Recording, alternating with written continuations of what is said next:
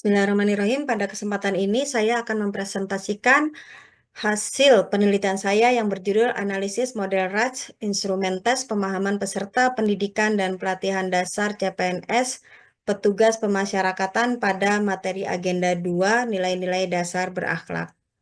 Nah, tujuan dari penelitian ini adalah untuk menganalisis ya karakteristik instrumen tes pemahaman peserta pelatihan dan pendidikan calon pegawai negeri sipil atau Latsar CPNS petugas pemasyarakatan pada materi Agenda 2 Nilai-nilai dasar berakhlak. Nah, untuk metode penelitiannya adalah menggunakan deskriptif kuantitatif dengan pendekatan model RACH, di mana metode penelitian ini bertujuan untuk mendeskripsikan suatu fenomena, peristiwa, gejala, dan kejadian yang terjadi secara faktual. Data yang digunakan adalah menggunakan data primer berupa soal 14 butir politomus dan dengan 5 kategori dari 113 orang peserta pelatihan dasar CPNS gelombang 3 yang berasal dari petugas pemasyarakatan pada Lembaga Pendidikan dan Pelatihan BPSDM Kementerian Hukum tahun 2024. Dengan kisi-kisi soal sebagai berikut, ada 7 dimensi dengan 14 butir soal. Nah, dari hasil rekapitulasi data yang didapat, kemudian kita masukkan ke dalam WinStep. Di sini terlihat ada 14 soal, kemudian ada 113 responden. Nah, kita lihat uji unidimensinya di sini untuk kriterianya adalah raw variance by measure ini harus lebih dari 40% untuk data politomi. Nah, karena kita adalah data politomi di sini, maka kita menggunakan ini ya. Dia harus lebih dari 40% dan nilai kontras residualnya harus kurang dari 2. Dari data di sini kita lihat bahwa nilainya adalah sebesar 24,4%. Artinya ada indikasi item di sini di luar dari dimensinya. Dan kita analisis lebih lanjut. Kita lihat di sini standaris residualnya. Jika dia lebih dari 0,5, maka dapat dipertimbangkan item ini untuk dibuang. Nah, kita lihat di sini item nomor 13 dan 5, di sini nilainya 0,72 dan 0,55. Maka item ini bisa dibuang ataupun kalaupun dipertahankan, kita bisa memperbaiki item tersebut.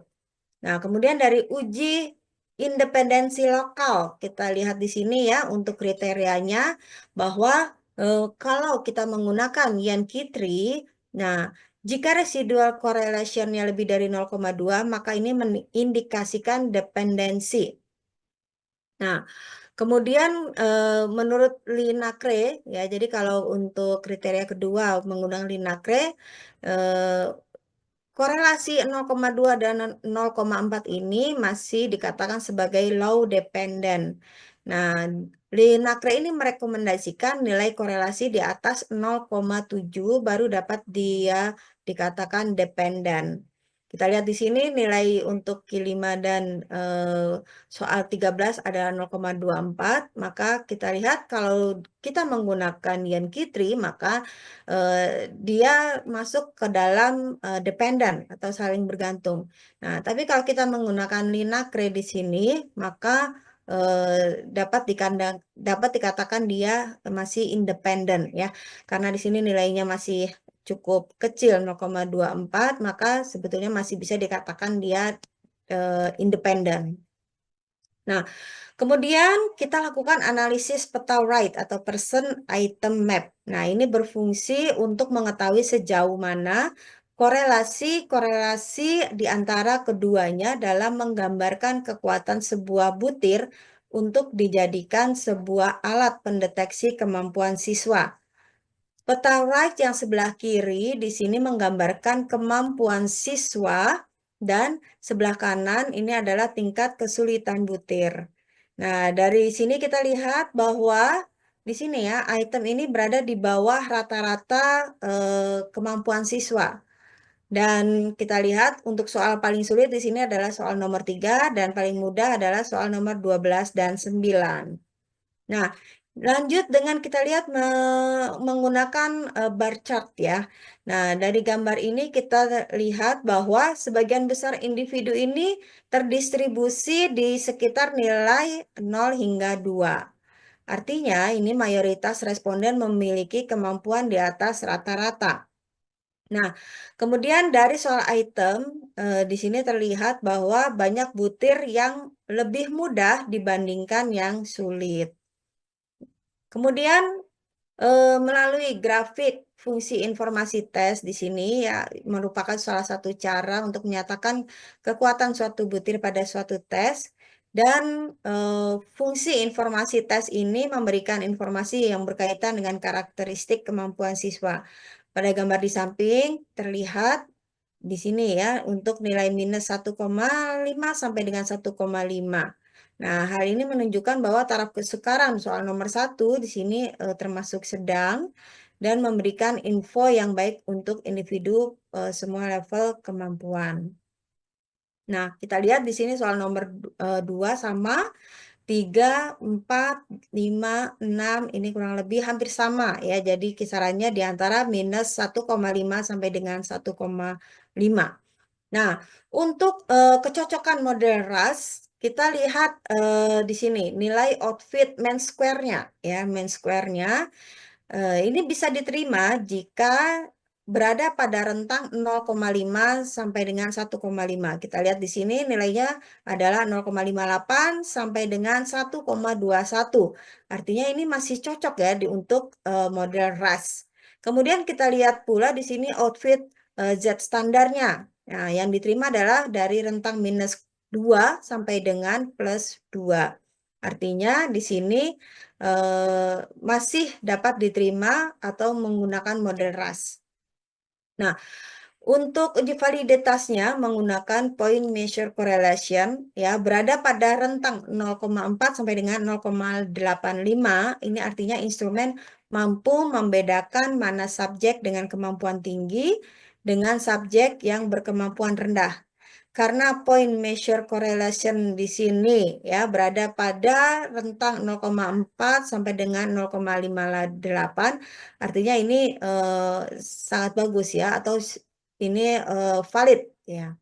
Dan untuk deteksi butir soal yang bias kita lihat dari sini nilai probabilitasnya berada pada rentang 0,2529 sampai dengan 1, di mana untuk nilai ini artinya tidak ada butir soal yang bias, artinya tidak ada perbedaan antara kelompok wanita dan pria. Kita lihat juga di sini dari grafik ya, terlihat di sini tidak ada perbedaan yang mencolok antara kelompok pria dan wanita. Nah, kemudian kita lihat item distractornya.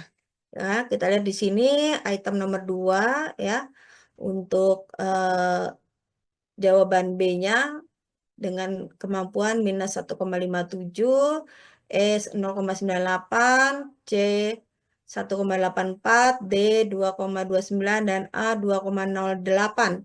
Artinya di sini item nomor 2 ini mampu menjawab ya subjek dengan kemampuan tinggi. Nah, untuk nilai main square-nya ini dapat diterima ya karena berada pada kisaran 0,1 ya sampai dengan 2,7 ya. Kemudian nilai reliabilitasnya di sini kita lihat ya yang saya tandai kotak-kotak di sini dan kita lihat juga di sini kriteria untuk Alpha Cronbach dan kriteria person reliability.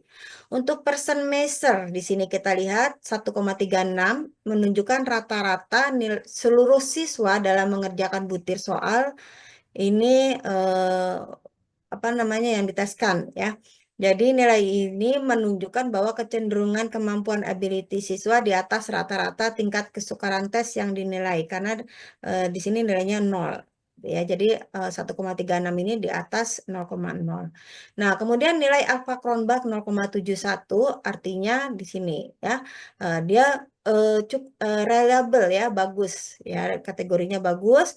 Kemudian nilai persen reliability-nya ini sebesar 0,5. Di sini 0,5.